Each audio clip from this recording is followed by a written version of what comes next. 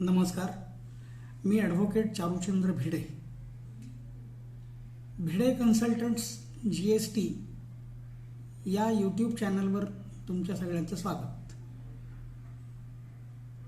GSTमध्ये काही विशेष घडामोडी जर घडल्या तर त्याच्याबद्दल चर्चा करणं, थोडीशी माहिती देणं यासाठी मी वारंवार या चॅनलवर येत असतो. जे प्रथमच हा व्हिडिओ बघत असतील त्यांना विनंती की ही माहिती जर आपल्याला आवडली, उपयुक्त वाटली तर लाईक करा, शेअर करा आणि सबस्क्राईब करा.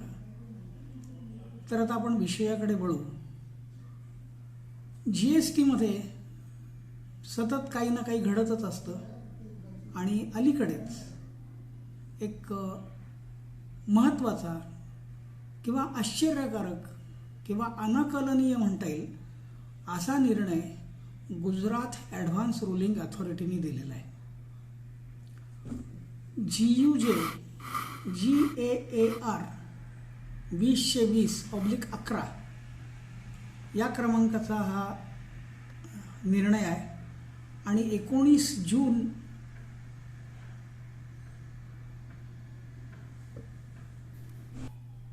नव्हे 19 मे रोजी हा निर्णय आलेला आहे. आत्तापर्यंतच्या विविध कायद्यांमध्ये जमीन विक्री याच्यावरती कोणत्याही प्रकारचा कर आकारला गेलेला नाही आहे. नोंदणी शुल्क वगळता कुठल्याच प्रकारचा रक्कम जमीन खरेदी करणाऱ्याला भरावी लागत नाही. Sales tax, excise, VAT, service tax आणि GST याच्यामध्ये कुठेही जमिनीवरती कर मागितलेला नाही आहे. असं असताना देखील या गुजरातच्या ॲडव्हान्स रूलिंग अथॉरिटीने डेव्हलप्ड प्लॉटवरती म्हणजे विकसित भूखंडावरती GST भरावा अशा प्रकारचा निर्णय दिलेला आहे. जमिनीवरती टॅक्स का नसतो? तर जमीन ही वस्तू नाही, जमीन ही सेवाही नाही. त्याच्यामुळे सेवेवरचा टॅक्स इथे पडत नाही, वस्तूवरचा टॅक्स तिथे पडत नाही. तसंच बांधून पूर्ण झालेली इमारत असेल तर ती सुद्धा वस्तू प्रकारात मोडत नाही. म्हणून कंप्लिशन मिळालेल्या बांधकामावरती सुद्धा GST भरावा लागत नाही. हे आपल्याला माहिती आहे, अनेक जाहिरातीत नाही आपल्याला सतत सांगितलं जातं. सुरतमधल्या एका दीपेश नाईक नावाच्या व्यक्तीने प्लॉट पाडून लोकांना विकण्याचा त्यांचा व्यवसाय आहे किंवा तशी त्यांचं योजना असेल तर त्या संदर्भामध्ये आपल्यावर काही टॅक्सचं प्रकरण नाही ना हे करण्यासाठी त्यांनी हा चौकशी अर्ज केला आणि एखादं बुमरँग उलटं अंगावर यावं तसं याच्यावरती कर भरावा लागेल असा निर्णय दिला गेलेला आहे. त्यांच्या वकिलांनी बाजू मांडताना सांगितलं की GSTमध्ये कुठेही याच्यावरती टॅक्स मागितलेला नाही आहे. तर त्यावरती ही जी अथॉरिटी आहे, अथॉरिटीने काही मुद्दे त्याच्यामध्ये चर्चेत घेतलेत. त्याच्यातला एक मुद्दा असा की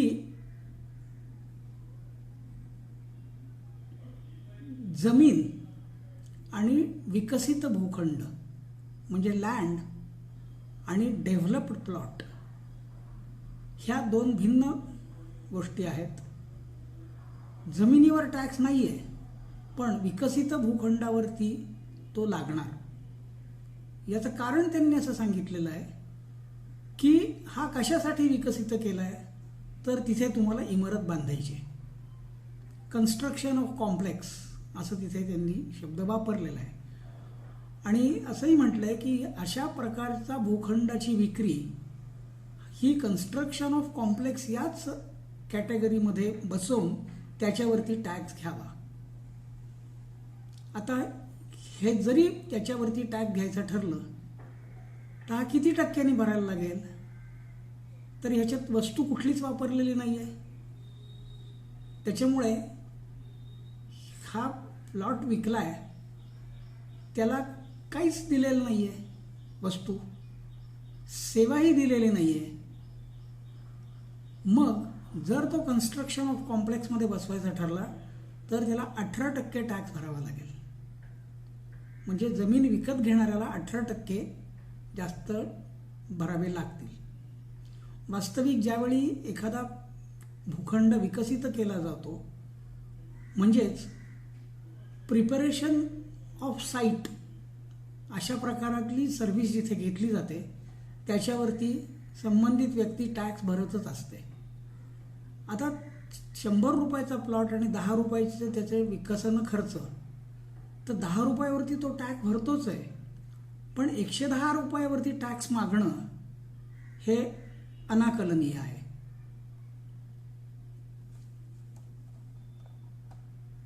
पुढचा एक मुद्दा त्याच्यात त्यांनी असा विचारात घेतलेला आहे की एखादा प्लॉट असतो, मोठा असतो काही एकरांचा, आणि त्याचे छोटे छोटे तुकडे करून प्रत्येकाचा सातबारा वेगळा असेल तर छोटे छोटे तुकडे करून लोकांना ते प्लॉट विकले जातात.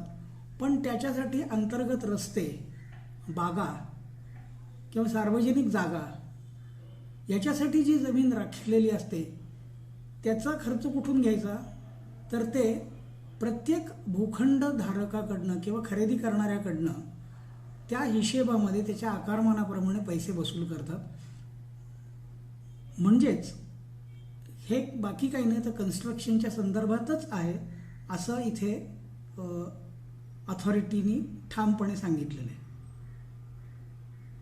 आणि त्याच्यात त्यांचं म्हणणं की जमिनीवर असणारी सवलत ही भूखंडावर मिळणार नाही, त्याच्यावरती तुम्हाला टॅक्स भरावा लागेल. एक इथे खूप महत्त्वाची गोष्ट कदाचित त्यांच्याकडनं विसरून गेले की काय माहीत नाही, पण ज्यावेळी प्लॉट पाडले जातात त्यावेळी तिथे दुकानं, बँका, ऑफिसेस किंवा मोठ्या इमारती अशा उभ्या राहत नाहीत, तर घरं उभी राहतात. आणि सुदैवाने पूर्वी सर्व्हिस टॅक्सपासून आत्ताच्या GSTमध्येही सिंगल टेनामेंट म्हणून ज्याला म्हणतात, एक घर म्हणजे बंगला, त्याला GST नाही. मग ज्या फायनल प्रॉडक्टवरतीच GST नाही आहे त्याला लागणाऱ्या जमिनीवरती टॅक्स मागणं कितपत व्यवहार्य आहे हे मला तरी म्हणजे विचार करावा असं वाटतं.